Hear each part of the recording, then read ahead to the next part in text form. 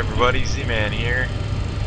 We are in the Flightfactor 757, and today I just did a sort of test flight to test out some recording settings and stuff for the new channel. So consider this a test drive. But we're flying from Tulsa to Dallas, a really short trip. American Airlines actually flies this route with 757s, the Dash 200, like 2 or 3 flights a day from Tulsa to Dallas. So must be pretty economical for them, worthwhile, because this is a really short flight for this airframe. You know, it's usually used for 3 to 4 hour flights across the U.S. But anyway, I'm not going to really go into detail on this aircraft yet. I just kind of wanted to shoot this video of the descent into Dallas and see how that goes, and then we'll go from there. But we're in a VNAV managed descent right now into Dallas. I've programmed it in the custom FMC that's included in this aircraft. I have our route all programmed in. We're landing on 13 right. I don't remember the actual star that we're using. I guess I could figure that out, but first we must pay attention. Adjust our next altitude on the MCP here. So 16.5 is where we need to go. So we'll arm that back in again. It should start to descend again. So yeah, this airplane is like the very beginning of the glass cockpit era. It was this type was introduced in the early 80s, 1982 I believe was when this entered service. So you have these like CRT. These are definitely not LCD screens. They're like old cathode ray tube CRT displays. This it's like a really cool blend of analog gauges. Like these are primary instruments right here. The altimeter right here that's the primary instrument, the primary altimeter rather, and that's an analog gauge. And then you have your flight director and artificial horizon, which are these screens. So it's a pretty cool mix. This doesn't have a GPS on it. It has an IRS computer, but it doesn't have actual GPS. It's still navigating these waypoints using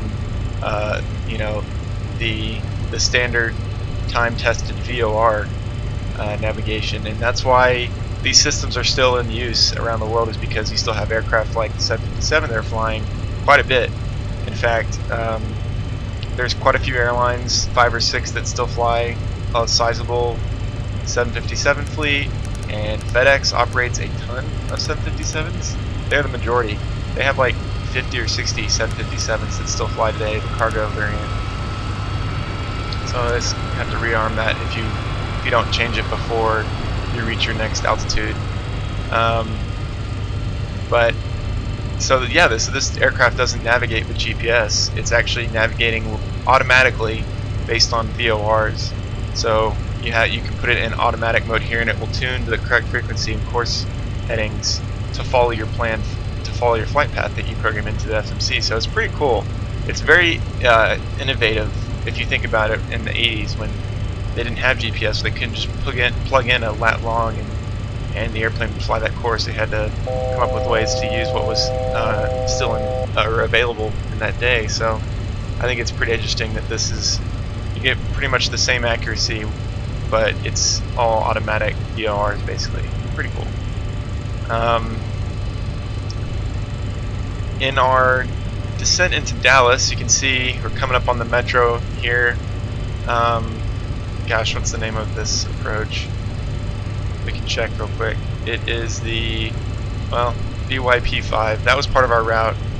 Well, sorry, we're gonna see if you don't keep on top of this. It's not like in a 777 or something. The FMC will do VNAV all the way until it's reached its final waypoint, or until you disarm it. But in this aircraft, it will go into altitude hold mode when it reaches the next setting on the MCP here on the autopilot panel. So you have to keep changing the altitude and then rearming it if you don't change it before it gets to that waypoint. So actually we're getting a little cluttered here. I'm going to zoom in. And we're going a bit fast. We should transition under 10,000 feet. We'll start to slow down again, but I'm going to just go ahead and pop the drag brake here. Pop the speed brake, rather. To slow down a little bit. That green line you see is our projected path where we're going to meet our descent. So that actually, we shot past that for some reason there. It's coming back down now. So it's recalculating our descent path, our vertical path. So it's saying, and it's going to calculate it based on our next waypoint. So it's trying to match our descent profile to the waypoint here, Stones 92, with an altitude of 9,216 feet. So, and the FMC will tell you whether you're going to meet that drag profile with, or drag profile rather, your descent profile at your current speed. It's going to say, oh, you need drag or not. So we've lost too much speed, or we haven't quite transitioned yet, so I don't know why it's slowing down. I think we're going too fast. So I guess we did meet the transition. So we're under a certain altitude, and it's slowing us down to 250 knots is what it's trying to do. So we might as well turn on all our landing lights and such. So I think what I'm going to do is put us in a hold around Stones until we slow down to that altitude, because these big aircraft have a really tough time trying to slow down. You don't want to be going fast in the approach, and since this is a short flight, our cruise altitude was only 30,000 feet. So we basically climbed and then descended immediately, almost. I think the actual flight plan that American uses is a climb to only 22,000 feet, so that's not very high at all. I think we actually might be okay. I think we'll chance it. We won't hold around here. We won't hold at Stones. We'll go direct. Because let's see, the next, go here and look at index. I guess we could just go to legs. So the next one, okay, so you go right on to your initial fix. I guess I should mention that I'm flying, I have my approach chart on my other screen here, and Maury is our initial fix at 3,000 feet. So we actually going to have to go down pretty quick. But we shouldn't have any issue with that. I'm going to go ahead and just plug that in right now. We will keep descending. Actually, sometimes people will, or pilots, people, simmers, whatever you want to say, will go ahead and take the aircraft out of VNAV right now, because it's going to keep trying to descend at 250 knots, which we need to slow down pretty quick. So I'm just going to kill that right now, and we're going to descend in vertical speed mode. Now I'm going to bring this down to 180-ish. Pop the speed brake. Just keep trying to slow down as best we can. So we're descending at 1,000 feet per minute. We have about 15 miles to go. Our estimated time of arrival is 21:43 Zulu. So at this rate, we will definitely not make it. So more than likely, we're going to have to hold around Maury. So that's not a big deal if I can get this right. We would just go to legs. I'm pretty sure we can just say hold here at Maury, because I don't think we're definitely not going to meet that. We're going to have to slow down some more, but no worries. And then hopefully we can get out of the hold. Otherwise, we'll have to fly the rest of the approach on heading mode until we intersect the instrument landing system, the ILS approach. I'm going to cheat a little bit here, because I sometimes don't trust X-Plane's up-to-dateness with the nav databases. So what I'm going to do is just check this, make sure the ILS frequency is the same as what I have here on my chart. So yeah, here's DFW. We're going to come swinging back around into 13 right. So it's telling us the 109.5. 109.5. Yes. Okay, that's the same thing I have. I'm actually going to try to get ATIS to work too as well. Well, I guess I should have checked to see if that was the same, but we'll see. Nope. I always have hit or miss with ATIS. Sometimes it works, sometimes it doesn't. What that is, if you don't know, is it's basically just a recorded message that's tuned to a frequency, and well, actually it's different. See, okay, so it says it's 0.77 for arrival. I have on the instrument approach chart that I have for DFW, it's 0.775. So actually 123. So yeah, that's way off. Well, let's try to see if that'll work. I don't even think I can get to 7.7 on here.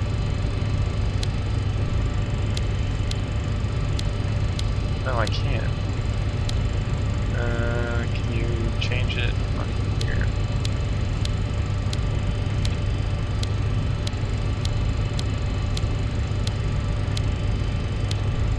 Nope. Okay, so I guess I can't tune that. Sweet. But that's why I have this up here, so in case X-Plane is just being dumb. So I'm going to tune the altimeters and such to their sea level values.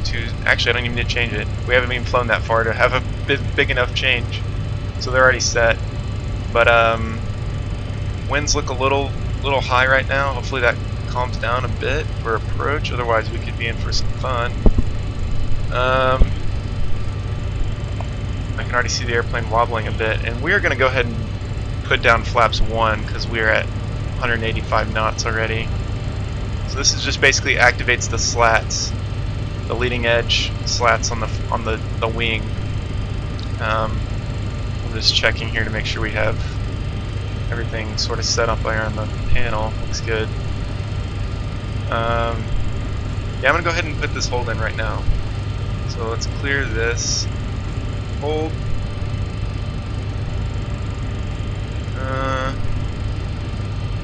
No, we don't want to do that. Nope. What did I do?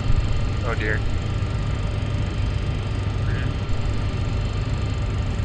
Oh gosh. Legs. Mori. Hold. No, see, I've actually never used the hold before. I thought it was. Oh dear. Hold at Mori. Okay. Cool. I think we're holding at Mori. Maybe. Oh gosh. Keep. Oh, nope. Best speed. Okay, yay, we are holding at Mori. See? We just zoom in a little bit down here. We should be holding at Mori. Now, oh gosh, if we try to exit this, I might need some more practice with this. Hopefully we can get out of it. But now we're descending to our target. And actually, I'm gonna go ahead and use the altitude on my instrument approach chart from SkyVector as the actual altitude, because for some reason that's really weird. Why is it telling? This is correct right here. I already have it set to 3,000. Okay, never mind. Oh, and I meant to check to see if, yeah, okay, that's right. ILS frequency is correct, and approach course is correct. So you might notice some really cool shadows happening right now. I have a few add-ons for scenery and scenery enhancements that I'll go over in a future video. But one of the coolest ones that I recently installed, and I was kind of skeptical at first, like, yeah, I don't need this. Yeah, it's not that cool. I already have a sky map, texture, and clouds. That should be all I need. But people were just almost saying you absolutely need. We should kill a speed brake here. We are slowed down enough. People were saying you absolutely need this thing called Real Terra Haze, RTH for short. Basically real terrain haze. It's just like an atmospheric scattering. You can definitely tell. If I turn this off, you can definitely see a difference.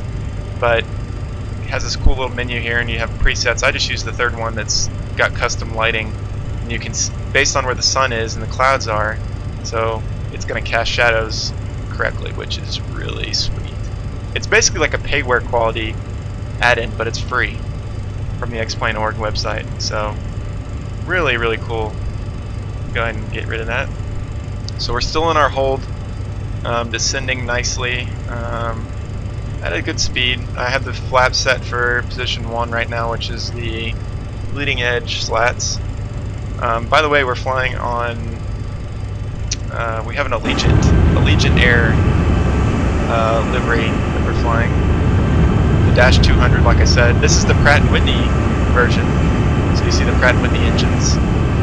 And the Flightfactor comes with the option for the Rolls-Royce and Pratt & Whitney engine options, and they sound different, which is really cool. They have different, very distinct sounds, and if you've ever been around the real Rolls-Royce RB211, you'll know it has a really distinctive sound, and so they've recorded that correctly. The Pratt & Whitney definitely sounds different. I haven't actually been around the 80s era Pratt engines very much, but I definitely listen to 211s quite a bit. They have a very distinctive buzzsaw noise, the Rolls-Royce ones, and they've captured that. And then just little touches like, for example, when you go into the FMC, it has, so all the performance data is correct too for the engine option. The fuel efficiency, because the FMC will calculate all of your speeds and stuff, your climb descent rates, all of that based on the performance of the airplane. So they've coded in the differences between the engines there. Also, big difference is the Pratt & Whitney engines are two-spool engines, just like most of the majority of the aircraft engines in the market today. But the Rolls-Royce engines Rolls has this three-spool design philosophy they've used since basically this airplane in the early 80s is whenever their engines started to really become popular. And I'll load up the Rolls-Royce engine so you can see the difference maybe when we're on the ground. But so the key difference is how big they are. So the Pratt engines are much bigger and longer, and the Rolls-Royce engines are much shorter. And that's due to the three-spool design. It's much more compact. Even though it adds an extra spool, you're not really gaining any, they're not increasing the footprint of it. They're actually making it more efficient because the three spools allow the turbine, compressor, and fan to each rotate at their own speed, which is more optimum. So they can get away with a smaller core of the engine. So we have just a little tangent. That's going to be a theme for the channel, I think. Is I'm going to try to explain the best of my ability some of the engineering behind these real-life planes and in the sim and stuff. So I have a fair bit of experience in that regard. Oh, we're getting a terrain warning. Wah. Okay, we're going to try to exit this hold. Hopefully we don't die. Exit armed. Exit armed, execute. How do I get out of here? Alright, you can stop now. Okay, we did exit. Okay, it exited as soon as we got to the end of it. It exited. So now we are continuing on our approach at the correct speed and altitude. I'm gonna actually slow down some more. Terrain warnings. Wah. We would call that bitching Betty, or in this case, it's a man. It's a male voice, so it wouldn't be Betty, but bitching Ben. I don't know. So we are on track to intercept the localizer. I'm gonna just go ahead and extend some flaps here. Once we come back around, we should have live localizer. I see it right here.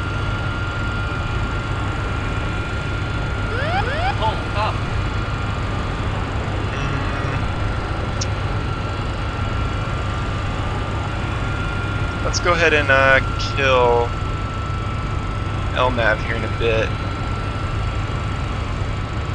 We're at 5 degrees flaps. I think I'm gonna extend one more, 15 degrees. Should lower the nose a bit.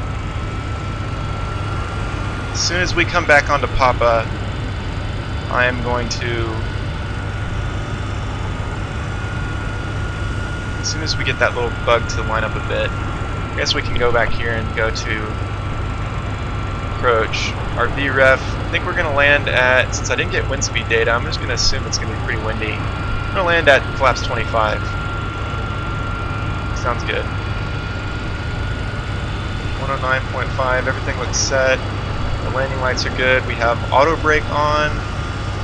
Okay, I'm going to go ahead and engage the localizer now. So we should be getting the localizer. There we are. Going to reduce speed to 160, 60-ish. We'll do 20 degrees of flaps, and we have some sweet turbulence going on. I have a plug-in here for head shake, which will move the camera based on our velocity changes, so that's pretty cool. We should arm the next altitude. We need to be at 2,300 feet to intercept the glide slope. And I'm going to go ahead with a 700 foot per minute descent, which is pretty standard. And you see we should be intercepting Hodax, which is our final approach fix, where we should get the glide slope for the ILS. And it looks like we might be a little too far, so let's go ahead and do 1,000 feet per minute. A little high. And to slow down a little bit more, I'm just going to put the gear on now. Standard operating procedure for this plane says you should put the gear down as soon as you get the glide slope. We're a little late, but it's okay. So we're about to hit that altitude. No worries, we should be just dandy. So we can see the runway here, see the PAPI lights, meaning we're on glide slope right now. So we're coming up on it. I'm going to hit approach. We just got the glide slope. Everything looks good. I'm going to reduce speed some more and add our final setting of flaps at 25. Remember our VREF, our approach speed at the threshold, so the speed at which we cross the runway threshold there should be at 127 knots. We do have a bit of a crosswind, 12 knot crosswind, and so it's recommended that you adjust for that.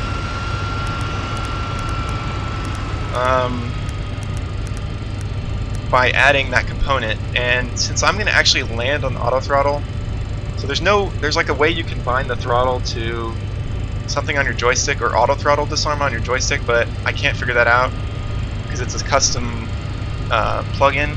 So I'm just going to leave the auto throttle on, and what they recommend is that you actually are at VREF at touchdown. So that's what I'm going to leave it at, 127 all the way down, but I am going to disengage the autopilot. Terrain. Hopefully we don't just fall out of the sky here. Should be good. Okay, we got it. We understand.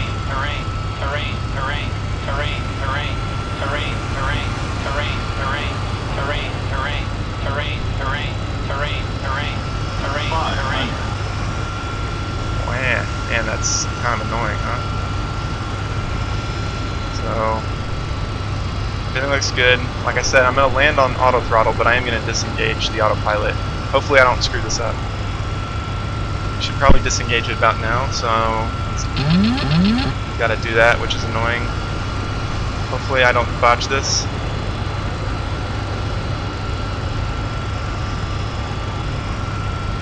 Everything looks good now.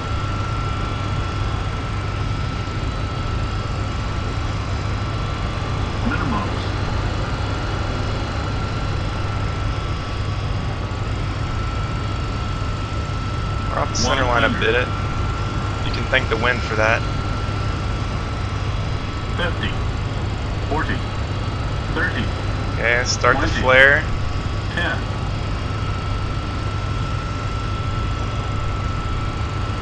Wow, a little long. Gosh, get off here, auto throttle.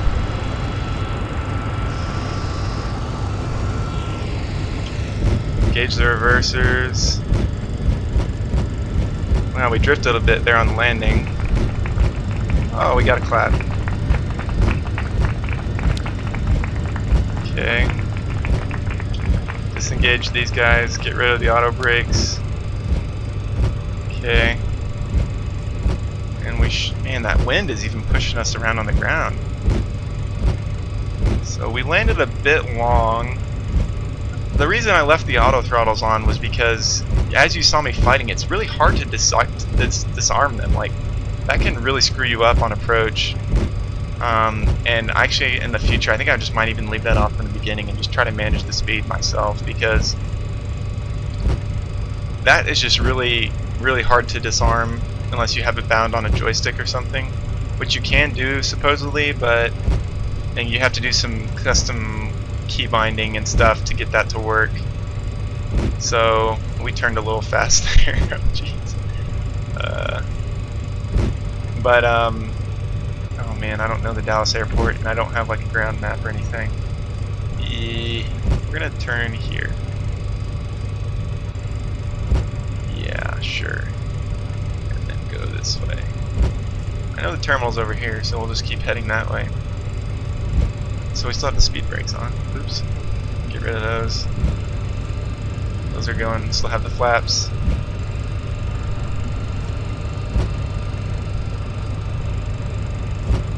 So get those up. And somehow we have cars. Right here. What the heck?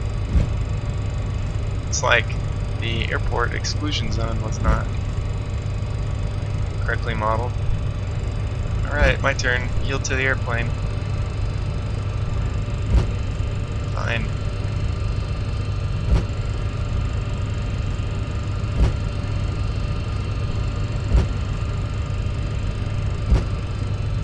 So I think we're gonna turn here.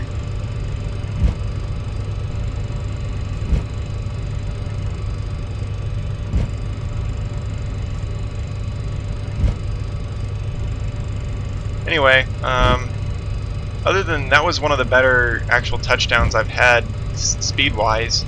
I usually come in too low or too slow and thud on the ground, and my sync rate's too high, and I get yelled at by the landing speed plugin that you saw there. That's just another simple add-on that you can get at xplane.org. It just kind of grades your landing. It's actually geared more towards general aviation planes. You know, you saw it's based on your vertical descent speed and the G load on the gear at landing.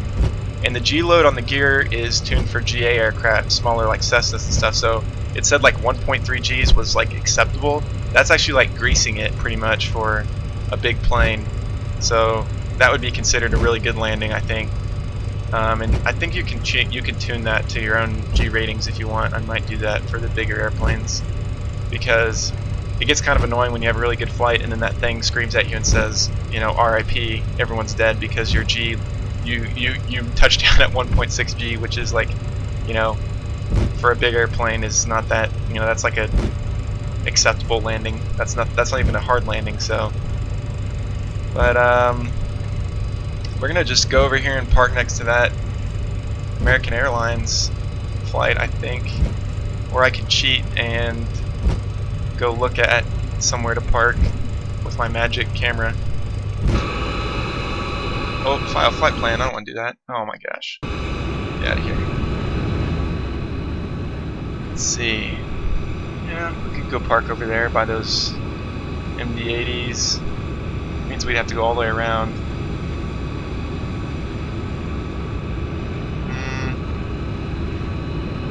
I need to get over there. You can't go over those bridges, can you? Or is that... What the heck? As we're drifting off the distance. Can you go around this? We'll just go over here.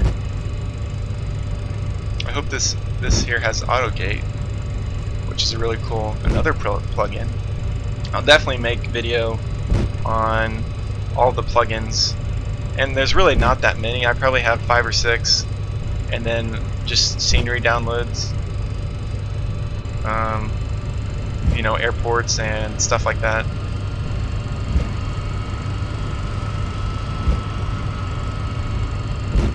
So the 757 in the Boeing manual, which is cool the way that these payware developers include all of the real documents in the actual downloads, so you get access to pretty much the complete Boeing flight manuals and training manuals and stuff. They just put don't use this for real flight on the header and footer, but it's pretty much the exact same thing. They've changed the format and made it not to look like it's from 1980, but it's the same content, which is pretty cool. Anyway, the manual says that you shouldn't exceed 20 knots ground speed when you're taxiing, so we'll try to keep that in check. And if we have auto gate, you see these little like things that vector you into the terminal gate. I don't see them, so these probably are not auto gates. Wonder if we can get around. Like I said, I should know where I'm going because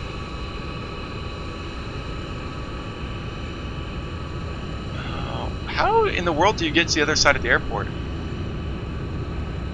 And you can't just like go over these roads. That is really weird. I wonder if it's because I have two sceneries installed on top of each other pretty much. I have like this like area for Dallas that has like the sports stadiums and stuff, and then I have an airport. I wonder if it's like, because like there shouldn't be roads like in the middle of the field here. So probably that's why that's messed up. Because yeah, there might be a road through here, but how are you supposed to cross the other side of the airport? That is just like, what? I wonder if we should try it just to see what happens. Just like roll over there, and that would be funny. Maybe this airport doesn't have auto gate at all. I don't even see like the models for the auto gate anywhere. Okay, well maybe we'll just pick one. We'll go to this guy.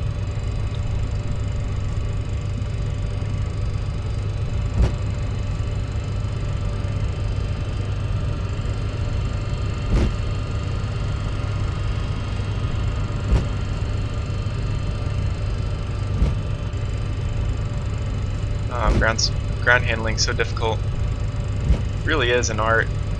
You gotta fly the airplane for a long time to know how it handles on the ground and stuff. So I know we don't want to hit that, even though that is telling us the line is there. I'm just gonna approach like this. Let's see how close we can get. Sort of eyeball it. So these engines have enough thrust that you can begin to pick up speed at idle when you release the brake, so it's easy for these kind of gate maneuvers. And that should be good on forward left board right there. So we'll just activate the parking brake. Alright, and that is pretty much it. If we want to review the landing really quick, we can just save this replay and then review it. So this was DFW 1, so that's saved. And then if we had the auto gate, it's really cool, is we would just activate the parking brakes and open the door here, and then the gate would come up to the door. I guess we can see if it works. Let's put the chocks on, and we'll kill the engines. Turn these off.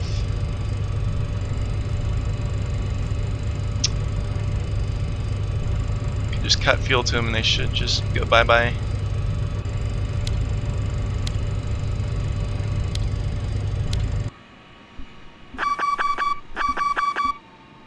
Okay, so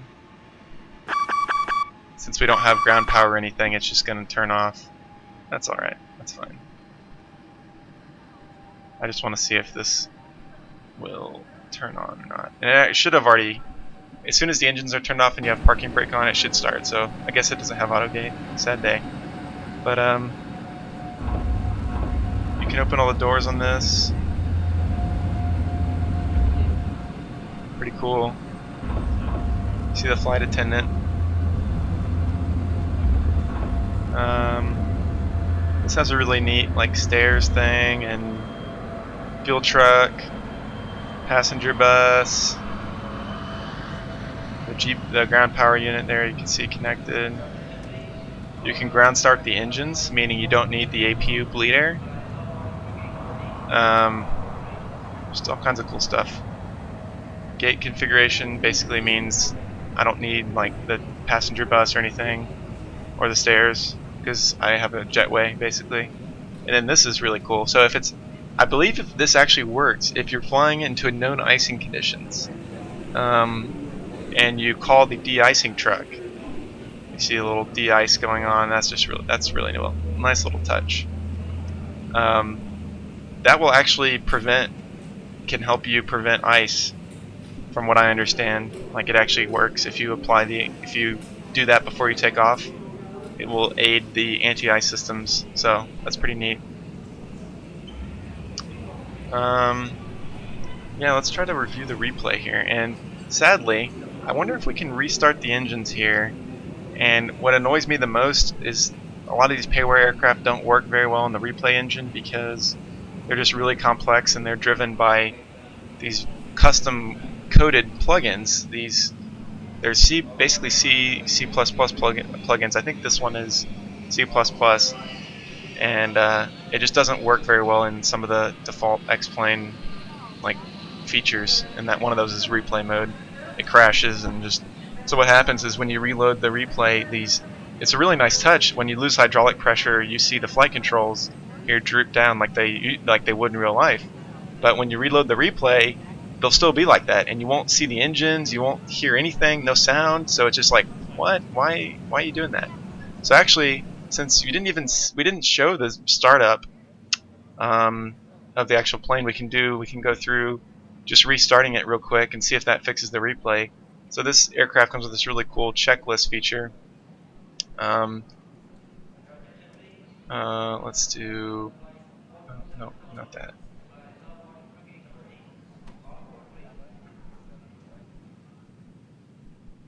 I wonder if it's going to let me do this because we already completed it.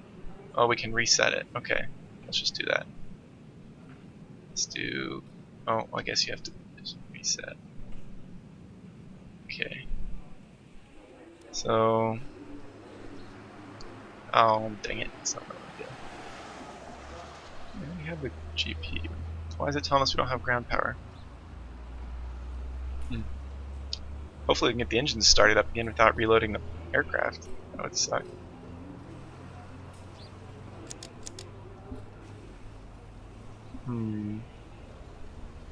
Why is that not working?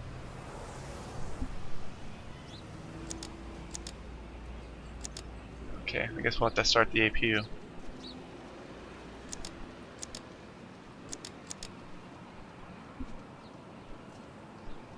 Hopefully this works.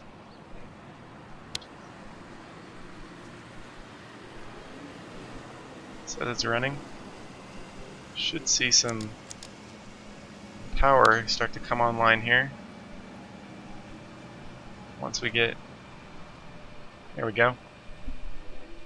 Really cool little touch. The displays flicker whenever you get when power comes online. So I guess we don't need this because it's not working. Whatever. Yeah, so the checklists have this auto feature basically, which means you don't have to go through like every little tiny switch if you don't want to. It basically is like your first officer that could help you do it. So just so that for time's sake, I'm just gonna have it do all this for us. We don't care about that. We don't care about that. Let's reset this and make sure these are all correct.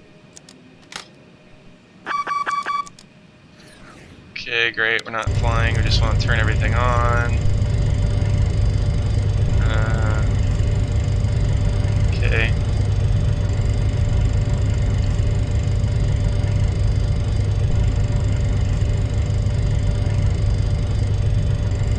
You can hear those packs. They're super loud. The air conditioning packs is what that noise is. I might just turn that off so we don't hear that, because that is really loud. I'll turn that back on, I guess, in a second. But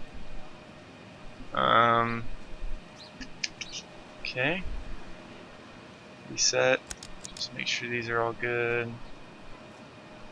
Next. Okay. Get rid of these. Reset. Check. Those are all turn all the pumps on. Alright, and then engine start, reset, auto.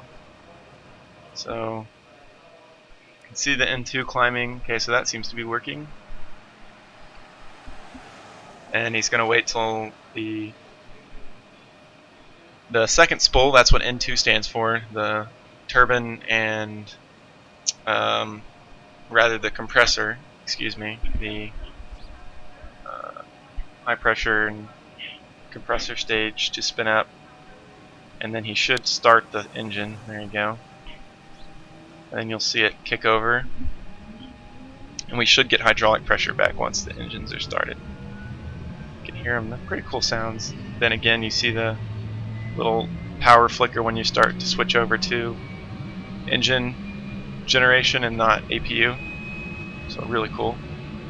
Gotta leave the APU on though, because we still need the bleed air to start the second engine.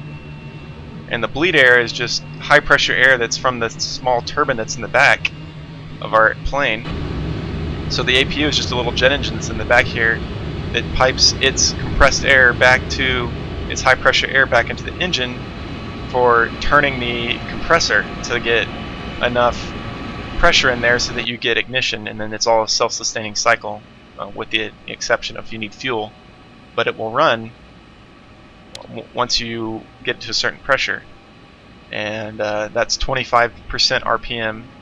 Once the second spool, the compressor spool, gets to a certain RPM, it has enough pressure to get ignition, and then it can spool up to its idle at 50%, and then you have N1. Sorry, you can't really see that. N1 is the fan and turbine spool. So the low pressure turbine is connected to the big fan at the front, and that is basically, this is your throttle, basically, N1, your fan speed. And then these old airplanes, they had a pressure ratio, engine pressure ratio, as what is considered that's used for like takeoff and stuff. You would click engine EPR in the autopilot panel here, and that would limit the pressure ratio going into the engine. And so it's not limited by N1 really, the autopilot logic. It's all in terms of the pressure ratio. And there are like limits here for N1 and N2 and stuff. And then also EGT is the exhaust temperature, which is shown here. So now we have hydraulic pressure and everything. So let's go ahead and turn these loud things back on. I'm gonna kill the APU now. That should go away. Sometimes it stays on for some reason. Sometimes you have to like disconnect the ground power unit, which it's off. Turn off, damn it. Why is it doing that?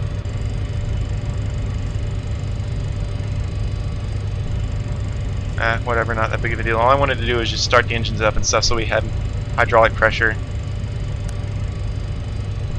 And then we're going to try to see if we can watch this replay of the landing.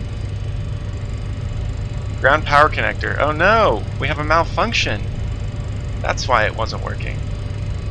Guess we didn't perform our maintenance. Or I did something wrong and blew it up. Whatever. Oh! We're rolling forward. That's not it. That's funny. But we're done here. I just wanted to see if we could load this replay.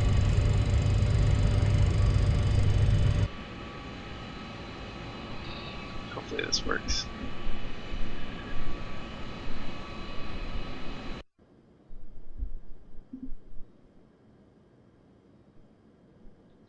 So why is it telling us... Have we landed at this point? Oh, this is like right at landing. Oh, sweet, and everything looks to be working. We're gonna back this up then, and let the scenery load a little bit, let it catch up. So now we should be able to have a nice little view from the cabin here, hopefully. We'll see how bad this was or good. I know we landed long. You can see the turbulence just shaking the camera around. Let's see if this works. Oh, excellent. We can see from inside. We'll see how jarring it is from the passenger perspective. I don't know how much have I this set to. Simcoder's head shake. Okay, I have it at stock for all that. I had the ground roll vibrations increased, but should be good. Oh man, the sound's not working. I just noticed that. Yeah, that's what I mean. Does it even show the engine spinning? I see the exhaust, but are they actually spinning? Nope. So we got like half of what we wanted. We have the flight controls working, but we don't have engine sounds. Oh well. Note to self next time. I'll just try to record stuff when we're actually flying. See the ailerons working. This plane has spoilers too for primary flight control as well. So those will move if there's not enough roll control from just the aileron and for small minute movements. And the autopilot prefers to actuate the spoilers than the aileron rather. So here we come, coming down for touchdown. Oh, that was good. Should see the spoilers pop up here. I was pretty late on those. Usually you want to put those down right away. And then the thrust reversers open up. Pretty cool. Let's go back and look at the actual touchdown here. You can see the nice shadow. That's pretty sweet.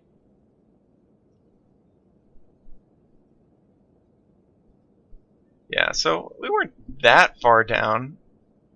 Ideally you want to be where all the tire marks are. We landed a bit long, I guess. That was a pretty smooth touchdown. And then I kind of did like a fighter pilot thing here and held the nose up to... That was not intended. But I guess it helps us bleed a little bit more speed off, and we're definitely off on the center line here. You can see the auto brake actually working. You can see the weight of the plane actually shifts forward on the strut here. That's pretty cool. An X-plane is awesome because it has runways that follow the terrain contours, so the runways like dip and stuff when, you know, as they would in real life, which is pretty cool. Let's see if it has a good runway. Oh no, it's almost the other way. Is that even not gonna? All right, that sucks. What does this look like? What? We're not even in the runway. We're at some grass strip. What the heck? What's going on here? I want to be at DFW. That's kind of annoying. Put me at DFW Beacon Tower. That's just something you get from people making freeware aircraft. You can see that crosswind. That's why we landed off, because I didn't correct with the rudder to bring us a line back with the center line. That's another mistake. So you can tell we touched down at an angle. I should have added left rudder before we touched down. That's why we skidded off to the right. Noob mistake. It kind of, once we got to the main gear and got the spoilers, it corrected itself a little bit, but I wanted to show this cool angle that I've gotten used to. Let's see, I'm gonna go right there. So we'll, okay, this should be pretty cool. Oh, that's not what I wanted to do. Derp. Okay. So there. Now, hopefully I don't mess this up. So we should get a cool little flyover. Actually, I think we're a little too close. Can we go back? Yep, too close. Wanted to get it like going right over us.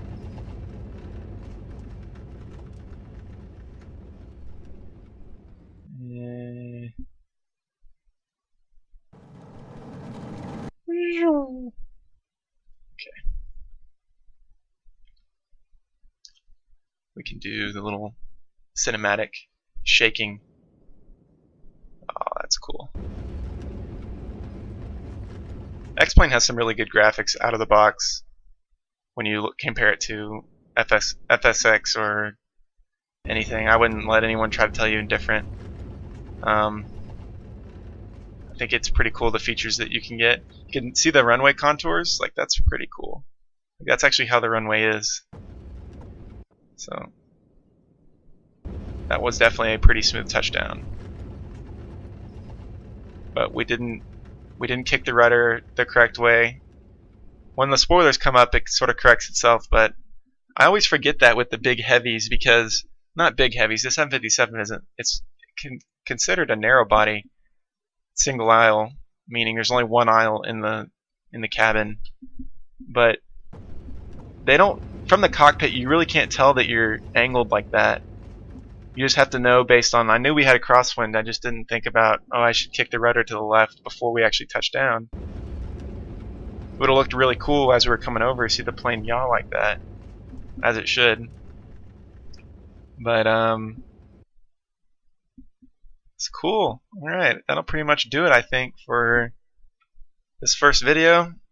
Just sort of a test run on the relaunch of the channel. I want to focus on X-Plane and maybe some Counter-Strike. We'll see what happens, but I really like Flight Sim, so we're going to start out with that. And I have some cool airplanes that are lined up for flying. Should be a fun time. Maybe we'll do like a across the US trip, and all the airplanes that I have, so stay tuned.